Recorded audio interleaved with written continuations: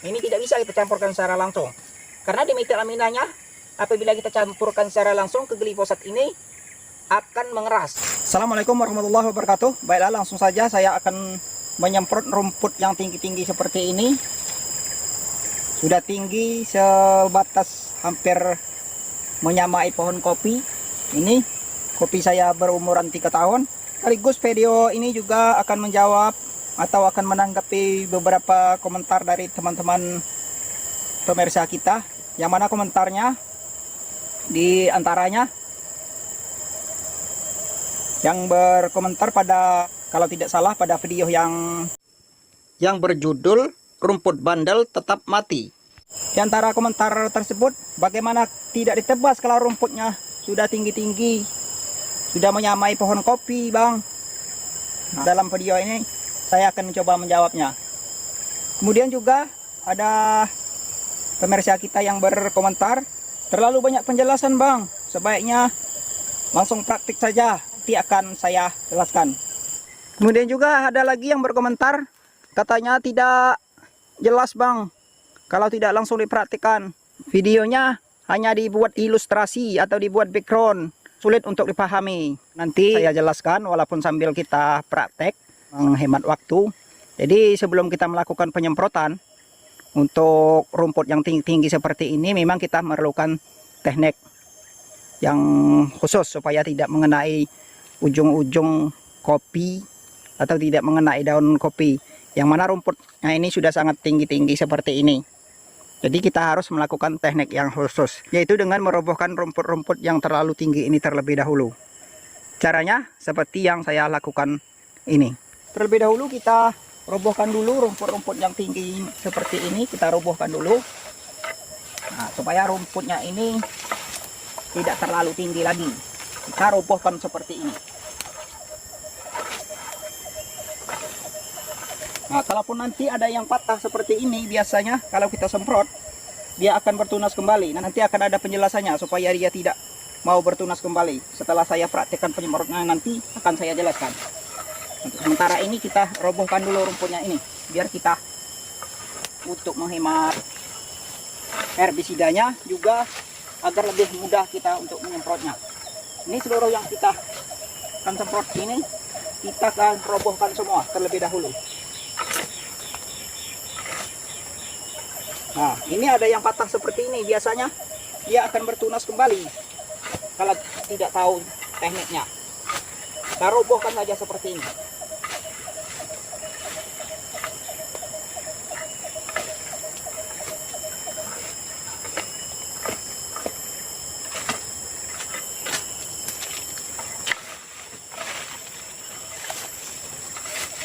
Sebenarnya sebaiknya kita membuat alat yang khusus kalau ini untuk saya menjemur kopi, seperti yang ada pada video yang ini. Kalau kita buatkan alat yang khusus, kita akan lebih gampang lagi untuk merobohkannya.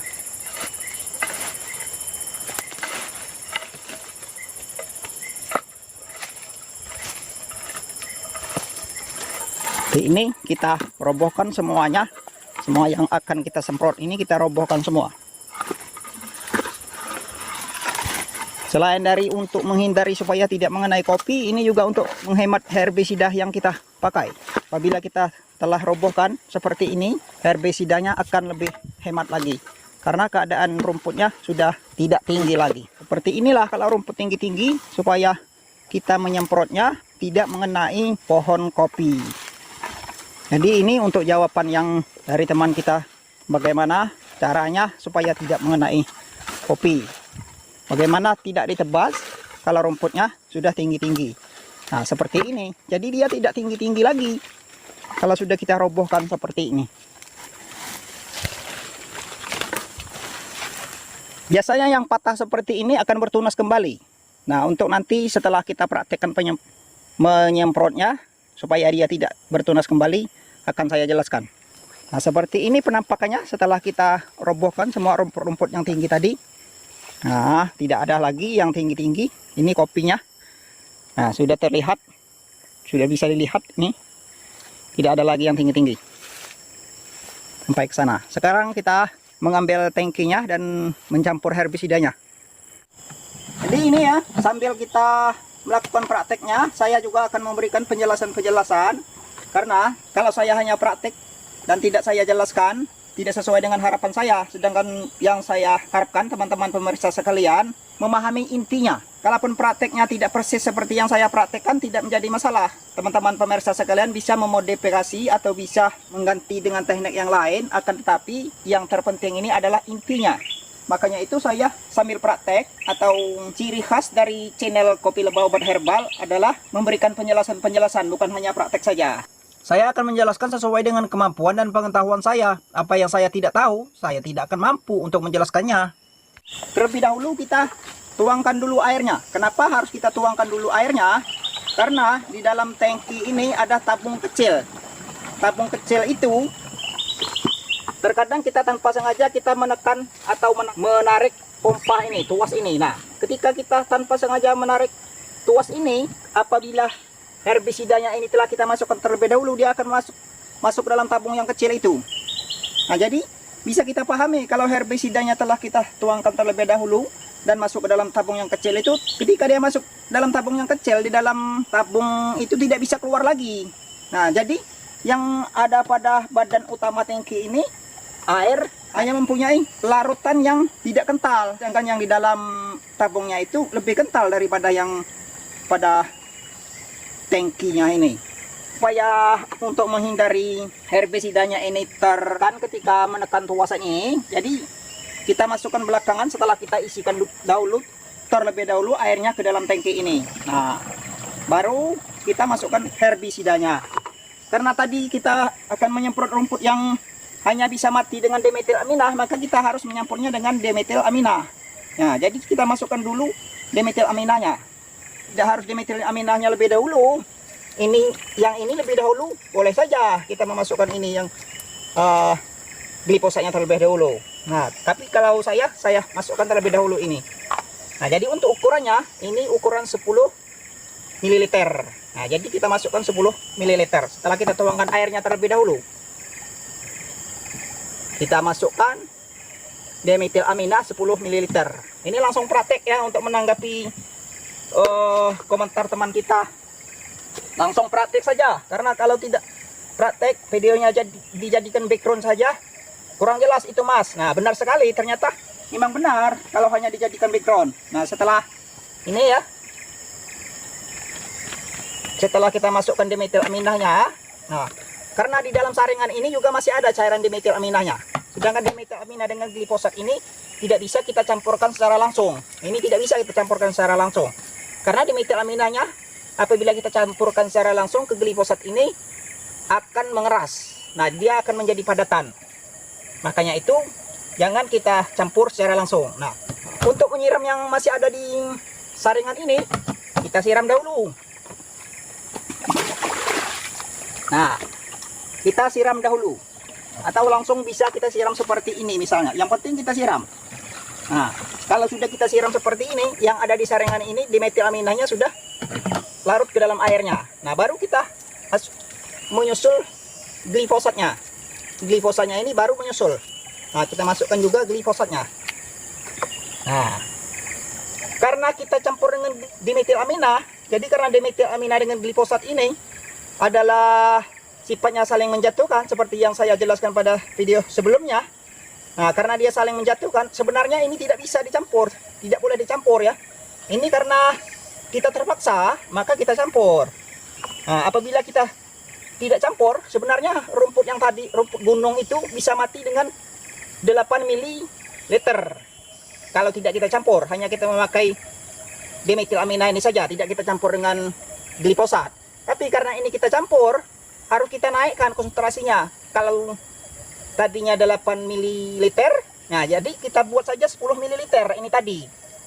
Karena dia kadar, karena kalau tidak kita lebihkan dari ukuran yang biasa kita pakai 8 ml, dia tidak akan mati, hanya akan demam-demam saja. Saya sebut demam-demam. Nah, kemudian juga ini juga kita harus tambah ukurannya. Kalau biasanya kita memakai 50,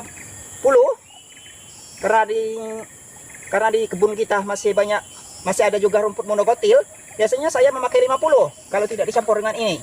Nah, 50 ini sudah ada. Nah, batas ini 50 ini. Nah, 50 ini atas 40 ini. Nah, di atas 40 ini ada 50. Nah, karena kita campur dengan dimetil-amina ini, maka kita buat 60. Jangan kurang dari 60 kalau kita campur. Tidak akan mati, rumput gunung tadi tidak akan mati kalau kita tetap memakai takaran yang 50 ml. Nah, jadi kita buat saja 60. Nah, sudah dikocok ini tadi. Ini kocok dulu karena sudah dicampur dengan minyak goreng ini. Nah, tidak perlu lama-lama mengocoknya karena sebenarnya tidak dikocok juga, ini sudah larut. Karena ini ada SL liquidnya. Jadi minyak itu bisa menyampur, bisa larut. Karena ini adalah bahan aditif untuk pelarut SL ini ya. Jadi minyaknya sudah larut ke dalam glifosat ini. Nah, jadi kita masukkan saja. Masukkan saja 60 ml. Kita masukkan saja 60 ml ini. Baru kita tuangkan kembali airnya sampai penuh seperti biasanya. Teman-teman pemirsa sekalian kan sudah tahu caranya. Ini teknik yang saya terapkan saja, yang saya ajarkan ini. Nah, jadi kita tuang sampai penuh. Ini untuk komentar-komentar teman-teman pemirsa yang bentaranya telah saya jawab. Untuk rumput yang tinggi-tinggi seperti tadi, cara menyemprotnya harus kita robohkan terlebih dahulu. Nah, kemudian untuk penjelasan saya seperti yang saya sebutkan tadi, selain dari praktek, saya harus menjelaskan karena tujuan saya membuat teman-teman pemirsa sekalian paham akan intinya, bukan paham dengan prakteknya saja. Kalau teman-teman pemirsa sekalian hanya ingin prakteknya saja, teman-teman tidak akan bisa memodif atau tidak akan mengganti teknik yang saya terapkan ini. Yang saya harapkan itu teman-teman mengerti intinya. Nah, kalau tidak saya jelaskan seperti ini tadi, misalnya saya tuang, terus saya tuangkan herbisidanya, saya tuangkan airnya, kemudian saya masukkan lagi airnya, tidak saya jelaskan, teman-teman sekalian tidak akan paham kenapa harus tidak langsung dicampur saja. Nah, jadi makanya saya jelaskan seperti itu. Kalau kita langsung campur dimetil-amina sama glifosatnya, sudah saya jelaskan seperti tadi. Nah, itu tujuan saya supaya teman-teman itu bisa mengerti. Jadi terima kasih kepada teman-teman yang telah berkomentar, karena saran dan kritik dari teman-teman sekalian lah untuk mendukung channel ini bisa berkembang. Dan saya juga tidak bisa mengetahui kelemahan dari channel saya kalau teman-teman tidak berkomentar, kalau teman-teman tidak memberikan saran. Jadi saya sangat berterima kasih kepada teman-teman ya. Saya tidak akan menyebutkan nama-namanya, yang jelasnya saya sangat berterima kasih. Apapun komentar teman-teman sekalian, saya sangat berterima kasih. Untuk kedepannya saya masih mengharapkan dukungan teman-teman pemirsa sekalian. Kalaupun ada yang perlu didiskusikan, mari kita berdiskusi. Ada yang disarankan, silahkan disarankan. Jadi saya sangat berterima kasih untuk menanggapi komentar-komentar itu. Saya juga berinisiatif untuk membuatkan videonya seperti itu. Nah, ini sekarang sudah penuh. Setelah penuh seperti ini, biasanya kita langsung melakukan penyemprotan. Sebelum kita langsung melakukan penyemprotan, bagi teman-teman pemirsa sekalian yang tombol subscribe atau ada tulisan subscribe di bawah video teman-teman sekalian, silahkan ditekan supaya saya lebih bersemangat lagi, karena subscribe teman-teman sekalian yang membuat saya bersemangat untuk menghadirkan konten-kontennya. Mari kita langsung ke cara pengaplikasiannya. Kita semprotkan saja secara merata seperti biasanya. Kita, teman-teman pemirsa sekalian, bisa menyemprot sesuai dengan kebiasaan kita, karena saya yakin kita semua telah tahu cara pengaplikasian atau cara pelaksanaan penyemprotan sesuai dengan petunjuk pada labelnya. Maka kita harus menyemprotkan ke seluruh bagian daun atau ke seluruh bagian rumput yang kita semprot. Nah, kita semprotkan secara merata, terus keseluruhan sampai benar-benar basah atau sampai benar-benar kuyup seperti ini.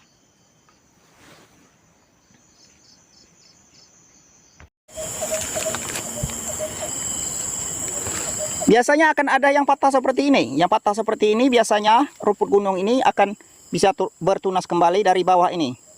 Nah, kalau kita tidak mengetahui caranya, misalnya hanya kita semprot daunnya ini saja. Nah, seperti ini saja kita menyemprotnya. Nah, supaya dia tidak mau bertunas lagi, ini kita langsung semprot saja seperti ini.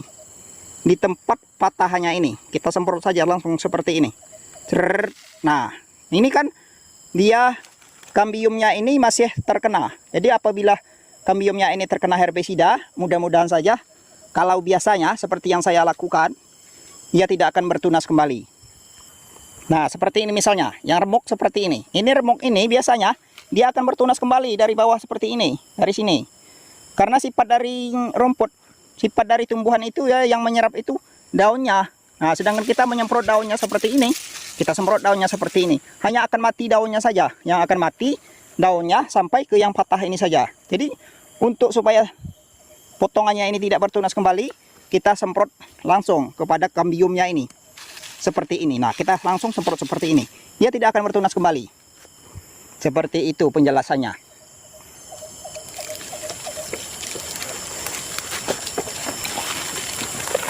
Nah, kan enak kita nyemprot kalau seperti ini. Kalau masih tinggi-tinggi seperti tadi ya, pohon kopi kita bisa terkena, mati juga pohon kopi. 1 hari setelah kita melakukan penyemprotan, ini belum tampak ada reaksinya, seperti tidak akan mati. Ini kalau baru 1 hari. Nah, ini baru 1 hari ini. Tapi memang begini sifatnya, memang rumput ini, karena rumput ini termasuk rumput yang berat, atau rumput yang bandel. Ini sepertinya reaksi herbisida kita itu seakan-akan tidak bereaksi. Tetapi setelah 4 hari atau 5 hari kemudian, dia akan terlihat reaksinya. Kan terlihat lebih menampakkan gejala akan keberhasilan dari penyemprotan kita. Oke, kita melakukan pemantauan kembali setelah 5 hari kita melakukan penyemprotan. Ini dia hasilnya. Belum tampak begitu benar-benar mati, tetapi sudah ada reaksinya.